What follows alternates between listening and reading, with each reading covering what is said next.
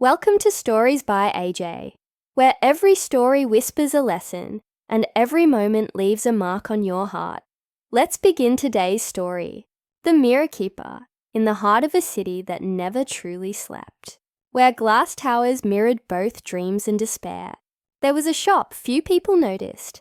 It stood quietly between a neon-lit cafe and a boarded-up bookstore.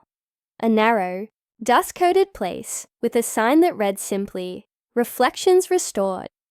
Most thought it sold antique mirrors. Few ever entered, and those who did never quite saw themselves the same way again. Inside, time seemed to move slower. The air smelled faintly of rain and silver. Hundreds of mirrors lined the walls. Old, ornate, cracked, and perfect. Behind the counter stood a man named Elias Vale, tall, quiet, with eyes like tarnished glass. Elias was known by very few, though whispers followed him. Some said he was an artist, others said he was a collector, but those who looked a little closer saw something strange. The mirrors in his shop never reflected him. He had lived that way for centuries. Elias was not human. Not entirely. He was a mirror keeper, the last of an ancient order, bound by a promise to collect mirrors that trapped human souls. Once, long ago, mirrors were more than decoration. They were gates, thin veils between the mortal and the unseen. Every reflection was a copy, an echo of a soul. Most faded with time. Some refused to let go, and when someone's reflection held onto their sorrow or sin too long, the mirror became a vessel, a prison for what they could not forgive. Elias's task was simple, to find those mirrors and free what was trapped. But each freedom came with a cost.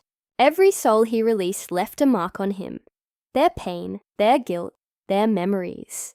Over the centuries, his own reflection had grown heavy with the weight of others, until one day, it simply disappeared. He had become a man who could see everyone but himself. One rainy evening, as city lights bled across puddles like molten gold, the bell above his door chimed softly. A girl stepped inside, young, soaked to the bone, her eyes red from crying. "Are you still open?" she asked. Elias looked up, his voice calm and deep. "Always." She held out a small hand mirror, its frame blackened with age. "It was my mother's," she whispered. "But after she died, it started to change. Sometimes I see her.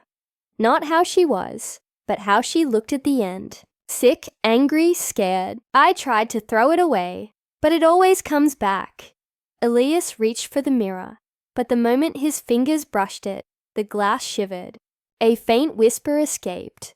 Not sound, but sorrow. He frowned. "Your mother's reflection isn't trapped. Something else is." The girl looked frightened. "What do you mean?" He turned the mirror slowly under the dim light. Inside, behind the girl's reflection, a shadow moved. It was faint, but watching, waiting.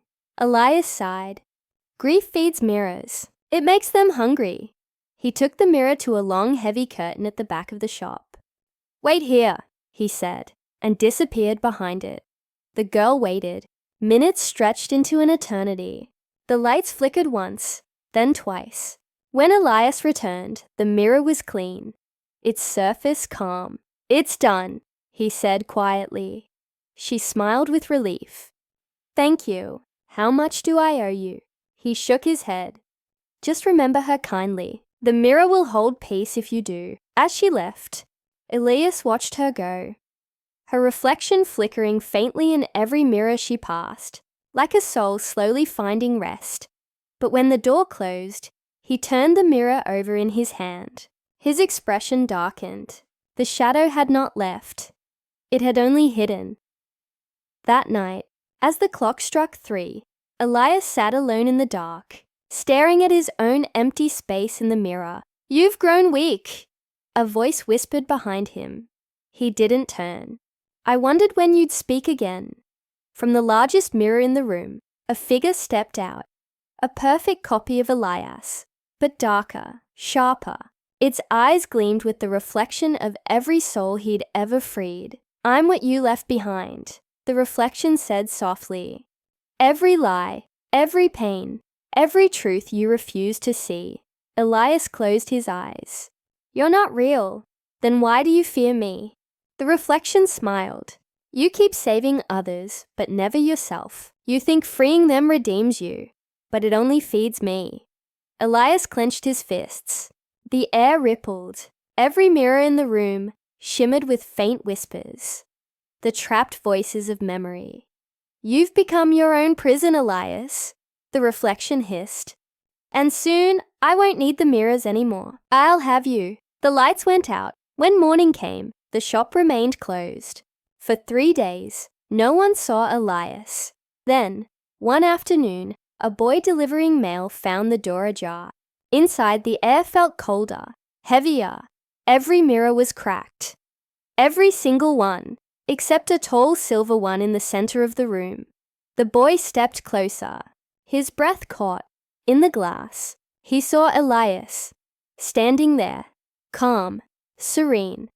But behind him, 1,000 faces shimmered like faint stars. Souls once trapped, now free, and written across the bottom of the mirror, in delicate silver letters, were the words, "The keeper has entered the reflection." The boy backed away, trembling. The mirror rippled once, like water, then stilled. Outside, the city continued its rhythm. Cars, rain, life.